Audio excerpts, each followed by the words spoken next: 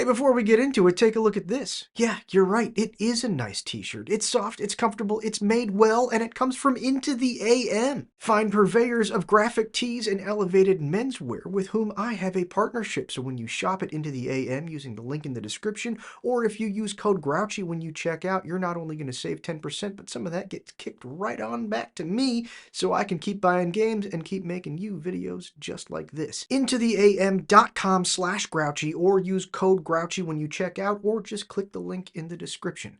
Now let's get into it.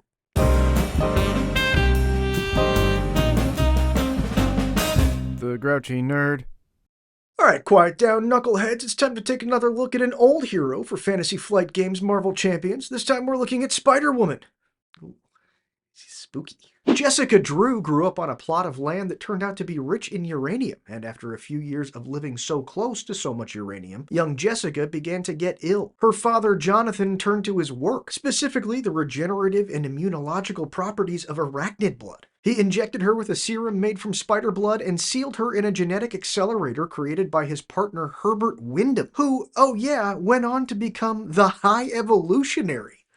Ooh. The process worked, however, extremely slowly, forcing Jonathan to keep Jessica in stasis for decades. When she was finally awakened and released from stasis, she was a grown woman with no life experiences, which is a great example of a really troubling trope called Born Sexy Yesterday. Body of a woman, mind of a child, very easy to manipulate, you know, like Lilu in The Fifth Element. It's creepy. It's creepy. But don't worry, it all gets even worse because just before going into stasis, her dad maybe killed her mom and Jessica maybe killed her own dad with an accidental jolt of bioelectricity, a side effect of the spider serum treatment. So she was left in the hands of this guy who fed her directly to Otto Vermis, a high-ranking member of Hydra who got her all trained up by Taskmaster to be an assassin. She also learned to hone her bioelectricity into powerful attacks called venom blasts. For some reason. However, some part of her resisted the conformity. When it was time for her to pick her first costume, she picked red rather than the typical Hydra green. And when she was sent on her very first mission to assassinate Nick Fury, she refused and ended up killing Vermis instead. Though as he died, Vermis was able to convince Jessica that she was in fact an artificially evolved spider, but a mystic named Modred set her straight. She found out her mom was alive just in time to find her murdered by Hydra, and then found out her dad was alive, being held by Hydra. She went to rescue him, but it turned out he was into it. And then he got murdered by Hydra too. She headed to the United States and worked for a while as a bounty hunter and private investigator, crossing paths with the Thing, She-Hulk, and eventual best friend Carol Danvers. At some point, her powers began to falter, and knowing that her father's notes were likely with Hydra, she re-enlisted. Hydra made her join S.H.I.E.L.D. to spy, but Nick Fury, being Nick Fury, knew this and used her to funnel misinformation to Hydra. So she was a triple agent, I guess? But even Fury didn't realize that Queen Varachne of the Skrulls used this opportunity to take Jessica's place. Varachne used Jessica's likeness to infiltrate S.H.I.E.L.D. and the Avengers and ushered in a full-on Skrull invasion of Earth. Since then, she's returned to Earth and her life, was recruited to the New Avengers by Wolverine, was recruited to S.W.O.R.D. by Abigail Brand, and was recruited to the main Avengers team by Steve Rogers himself. She got mixed up in the Spider-Verse, had a baby, soft retired, was part of Spider-Geddon and the Order of the Web, and briefly served as a Kree accuser. And also, she only exists because they wanted to shore up the name when they made Spider-Man. They didn't want a competing comic book company to come out with Spider-Woman, so they said, oh, we've also got Spider-Woman. We'll figure out what that means later. On her alter ego side is Jessica Drew, who recovers for 3, has 11 hit points, and a hand size of 6. She has the S.H.I.E.L.D. and spy traits, and she gets double agent. Choose 2 aspects instead of 1 when building her deck. You must include an equal number of cards from both aspects, and as an action, she can look at the top card of any deck. The very first hero that we got that had unique deck building rules, and what fun rules they are. You take 2 aspects and you got to take an equal number of cards from both.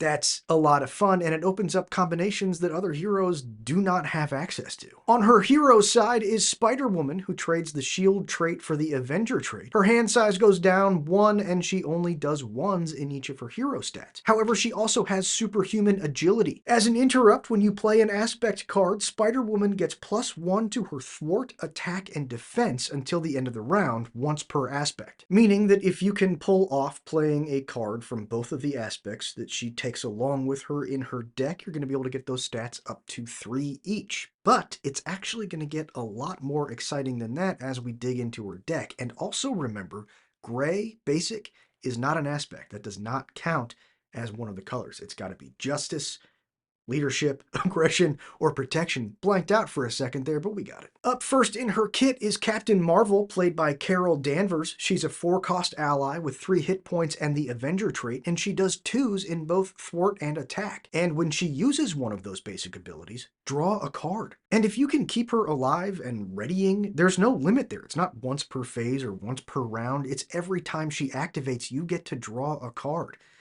I mean, for my money, even now, this deep into the game, this is one of the best allies in the whole thing. Then we get 2 copies of a 2-cost upgrade, Finesse. It has the condition trait, and in hero form, it'll generate a wild resource for an aspect card. Alright, so it's not going to help you get Captain Marvel or a basic card into play, but you're hopefully looking for aspect cards so that you can play them, so that you can get your basic stats up, and these are perfect for, obviously, doing that. And there's 2 of them, and they're upgrades, so they go into play and they thin out your deck, making it that much more likely that you're going to run into one of those aspect cards. Next up is 1 copy of Jessica Drew's Apartment. It's a 1-cost location support. As an alter ego action, exhaust Jessica Drew's Apartment to search the top 5 cards of your deck for an aspect card and add it to your hand, then shuffle your deck. Amazing way to find a specific card that you need for the situation that you're in, or if you're just looking for another aspect card to get your stats up. That's going to be a big part of this, is just trying to get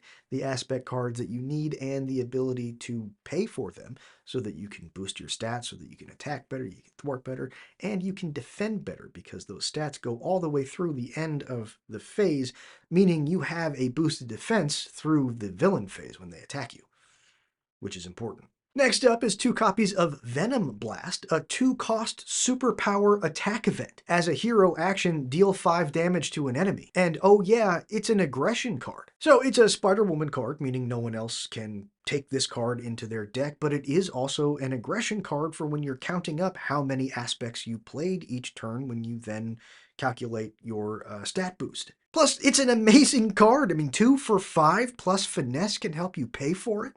Yeah.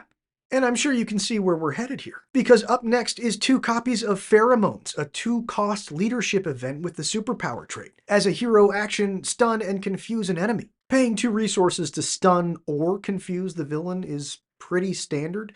2 resources to stun and confuse the villain is insane. That means no matter what, the next villain activation is just free. It doesn't do anything to you. Then she gets 2 copies of a protection card, Contaminate Immunity, another 2-cost superpower event. As a hero action, heal 3 damage from Spider-Woman and give her a tough status card. Again, just an absolutely bonkers card at 2 cost. Her Justice card is inconspicuous. We get 2 copies of this 1-cost thwart event with the skill trait. As a hero action, remove a total of 3 threat from schemes in play. Yeah, I mean, it's overkill at this point to say it's good. It's good. 1 for 3 is already pretty solid, and then the fact that it's not limited to one, not even one type of scheme, it's not limited to one scheme. You can take 2 off the main scheme and 1 off a side scheme, or 3 from different side schemes. You can do whatever you want. So all 4 of these cards are incredible. They're all aspect cards. They're all really cheap, and Finesse can help pay for all of them, meaning that it is entirely possible to get those stats boosted to 5. It's not going to happen often. You're not going to play all 4 aspects very often, but 2 or 3 is entirely possible basically every turn. And last up is Self-Propelled Glide, a 1-cost superpower event we get 3 copies of. As a hero action, ready Spider-Woman, and she gets aerial until the end of the round. Boosting your stats and readying go together like me and coming up with analogies. You can get your stats up to 4, take 2 big swings or take a medium swing and get yourself out of some threat trouble, or ready yourself after having defended with a big boosted defense in the villain phase a second ago. And the temporary aerial is interesting. It gives you access to things like pitchback and yawn roll and aerial intervention, but you don't always have it. There are only 3 copies of this card, so if you bring along cards that you specifically need to be aerial, there's a very good chance you're going to draw them when you are not aerial. So that makes it kind of a risk. But all 3 of those cards are crazy cheap, so they lean into what she wants to do, is bring along cheap aspect cards so she can play a bunch of them. I don't know. The bad stuff. Jessica's obligation is uncertain loyalties. You may flip to alter ego, then you can exhaust as Jessica to remove it from the game, or you have to put 3 threat on the main scheme and it just discards. Boy, that's rough. 3 threat out of nowhere is pretty bad, and it's a lot more impactful when you're playing true solo and you don't have any multipliers on threat levels.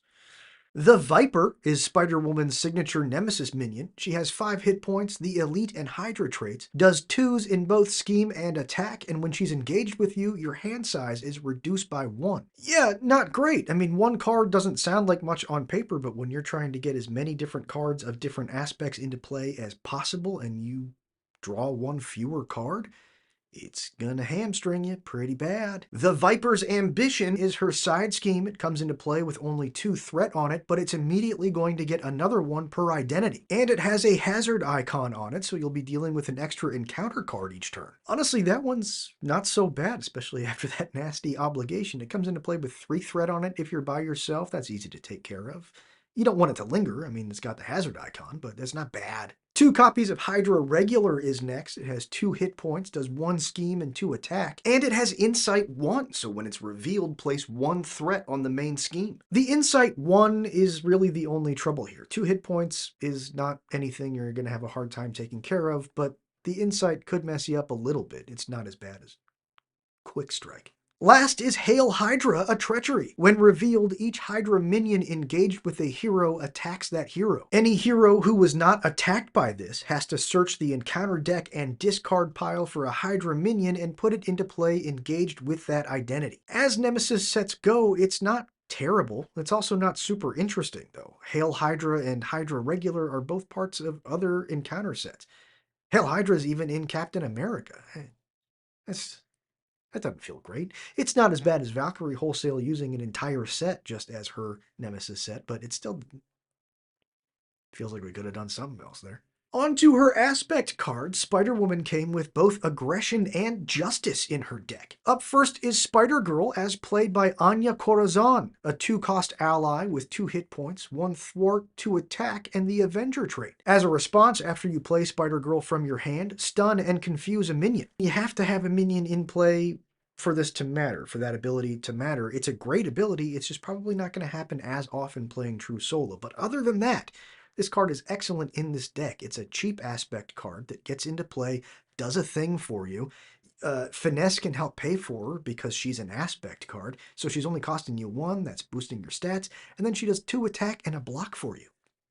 Next up is Press the Advantage, a 1-cost attack event we get 3 copies of. As a hero action, deal 2 damage to an enemy. If that enemy is stunned or confused, draw 1 card. Very fun for heroes that can reliably stun or confuse. There's not a ton of them, but this card is great for them. Otherwise, it's 1 resource for 2 damage, which is not very good. It's not bad, but it's fine. But if you can make that free, then it's very good.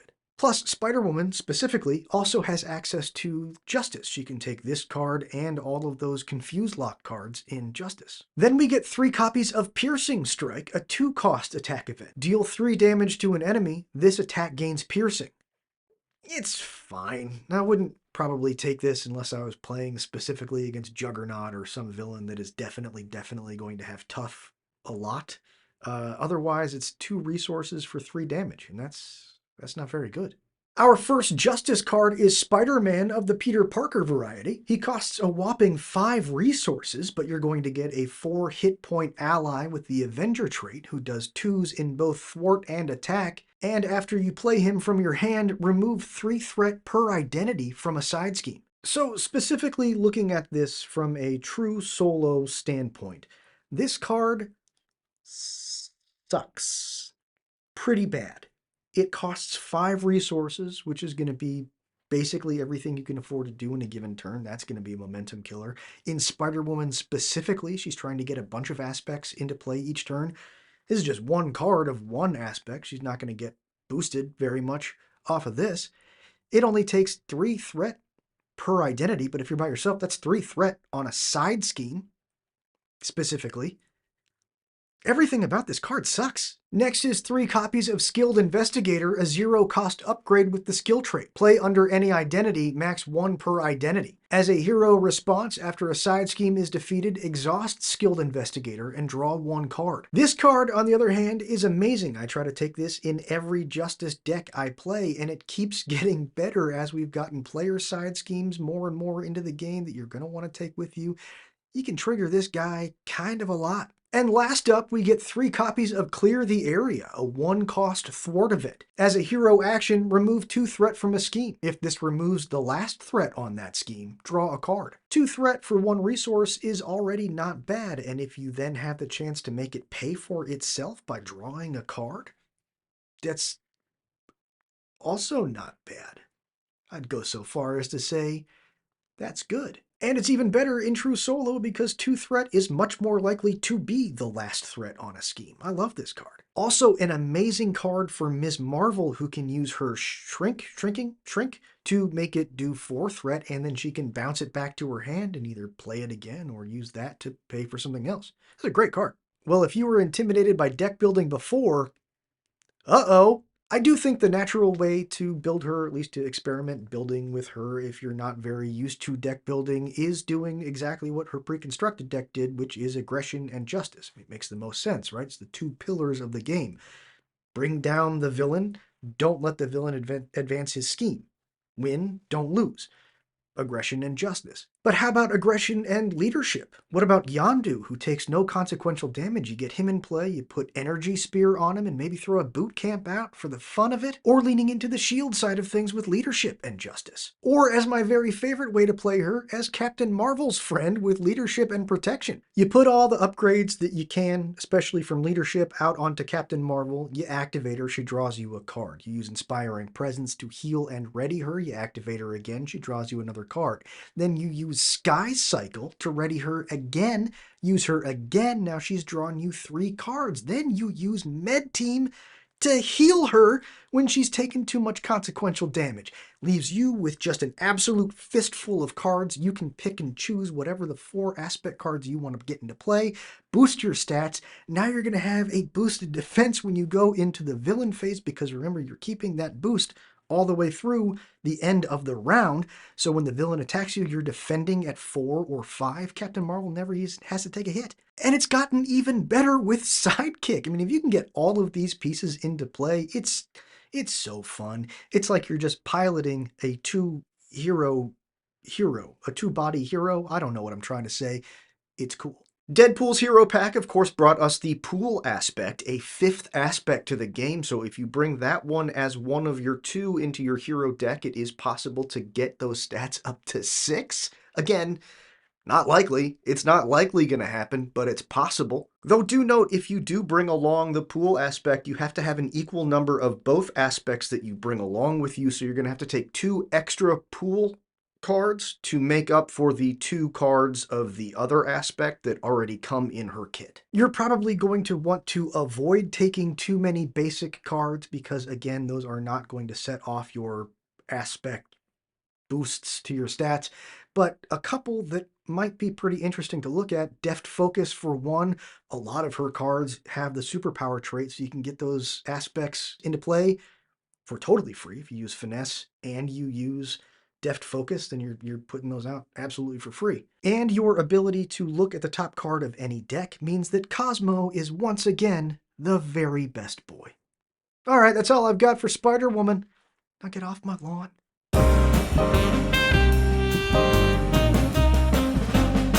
The Grouchy Nerd.